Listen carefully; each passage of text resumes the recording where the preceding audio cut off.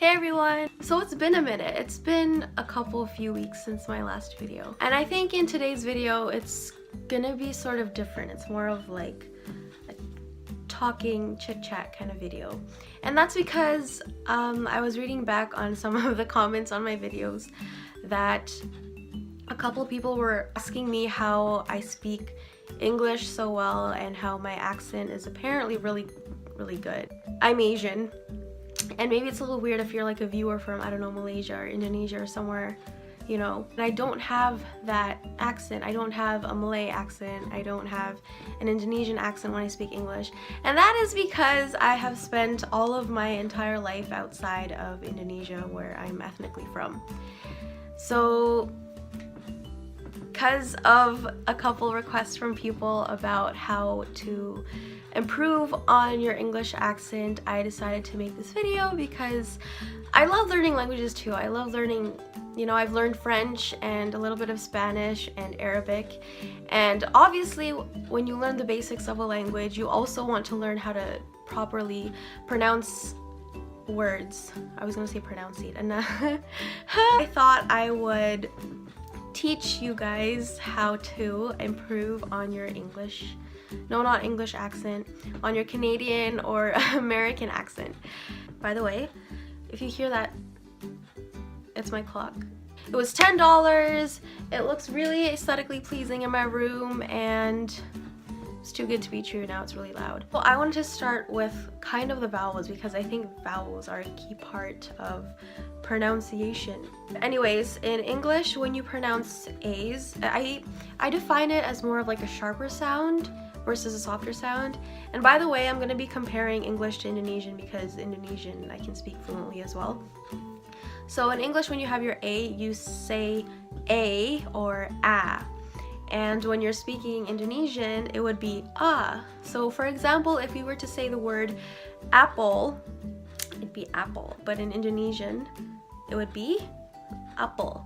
So we want to say the cat in the hat sat at the back. And in Indonesia, sometimes they would say ah, or they would say more of an eh sound. So the cat in the hat sat at the back. That's my best like Indonesian accent when I'm speaking English. Oh my gosh. See that there's that difference. So you really have to emphasize your A's and your As. So when you want to say like able or ate or ape, add or back or fact. So there's, just pay attention to those A sounds. A, E, I.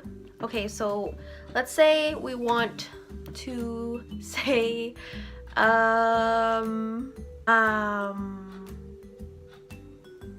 bit, mit, so it's just that eh sound. Whereas in Indonesian, it would be more of an E, so that's why I said in Indonesian the I is called E. Am I confusing myself? To say ikut, which means come, like I want to come, it would be ikut, not ikut, not ikut. Kind of like bules or you know, non-Indonesians, Caucasians, whatever, when they speak Indonesian they go saya mau ikut ke blah, blah, blah. So there's that distinction between and e when you're saying the letter I. A-E-I-O. So I think O is a big one because in English your O's are more rounded. I'm just like visualizing the letters and how it works in my head. Oh, like oh, oval, open, oral, token, spoken. So you get the idea. In English it's more of like an O, whereas in Indonesian it's more of an sound. Like it's more that softer sound again, the like orang. It's not orang. Or you would say organisasi and not organisasi. It's like, it's a really slight difference, but trust me, when you practice you'll hear it. The more you hear it, the more you hear it. Hear, the more you notice it. Say they're R's. So in English you don't roll your R's like rrr. Whereas in Indonesian, I remember when I was younger, when my dad taught me how to roll my R's, there'd be this exercise where you would say ular melingkar di pagar bundar. In English, like let's say soccer instead of soccer, or you would say rugby instead of rugby. So don't roll your R's if you're trying to pronunciate it in the Canadian or the American way. Another noticeable difference is TH sound. So when you want to say thought, it's th instead of d, because, or t, because Indonesians, when they say, like for example, I want to say I thought that, people would say I thought that. So they're not really using the lighter th, but instead Indonesians replace it with a d or a t or th sound. Instead of saying that, you want to say that, and instead of saying thought, you want to say thought, like as in I thought of blah blah blah. Also, this one isn't a vowel, it's actually a consonant, so the letter T. I noticed that Indonesians, their T's are more like the, like you use the back of your teeth and you stick your tongue behind them to say the instead of t, which is how us English speakers, which is how us English speakers say it. So let's say tonsil. In Indonesian, I know people would say tonsil, or tuk, t. So you're using the roof of your mouth instead of saying tuk. Toilet, so t, toilet. But in Indonesian, people would say toilet. So you get me, you see the difference. And also U is a noticeable difference between the two languages as well. So if you want to say university versus how Indonesians say universitas, it's more of like a U instead of a U sound. So for the V sounds, so when you're saying V, I know in Indonesian it's more of a softer sound again, which is F. So you want to say effective, people would say in Indonesian effective. So V and F are also a huge thing. Obviously, what I would advise to you is practice.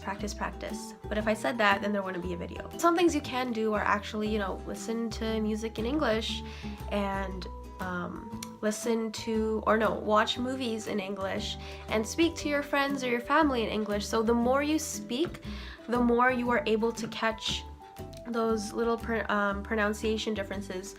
Also really pay attention to your mouth and your tongue and your lips and how they move. So it's silly, but like literally look at yourself in the mirror and practice your ahs and oohs and ohs and yous and t sound. I think recording yourself also helps. I remember when I was learning how to speak French, and when I wanted to improve my pronunciation, I would just speak really slowly and really enunciate and pronounce those certain vowels or the certain consonants, and I would just practice certain phrases, just like read books in English, things like that. And honestly, I think what really helps is just speaking it, whether it be to yourself in the mirror, or if you want to record yourself, you want to sing a song, or you're speaking with your friends or your family, just keep on speaking it. So I think that not only does pronunciation make a difference, but also the way your intonation. So in English, when you're asking a question, you'd be, can I ask a question? So it's like na na na na. But when you're speaking in Indonesian, it's like, I don't know, I would say aku boleh tanya enggak? So na na na na na, and you go down. So I think those types of things you also start to pick up when you see people talking in English, when you're watching movies, things like that. Just a really quick and brief lesson, like a crash course on how you can improve your pronunciation. Hope it helped, and I really do encourage you to practice speaking English or whatever language you're learning right now. I encourage you to keep on immersing yourself in it because languages are awesome. Also, they're useful for traveling. I learned in my psych class that the more languages you speak, like a bilingual for example, the way that their brain works and the way your brain is wired is totally different, and it can benefit you in so many ways in terms of jobs and schools.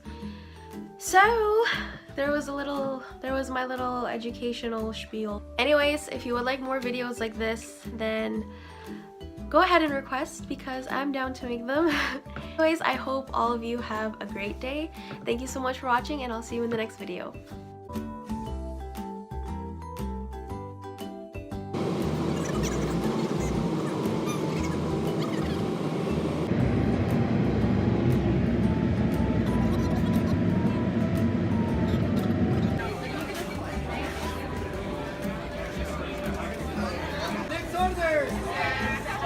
Papi, miren las piernas.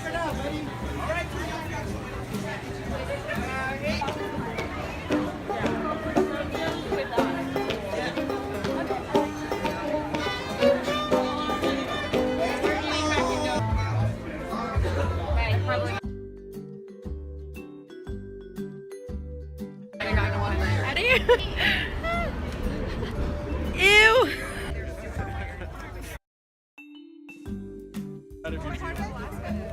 Juno.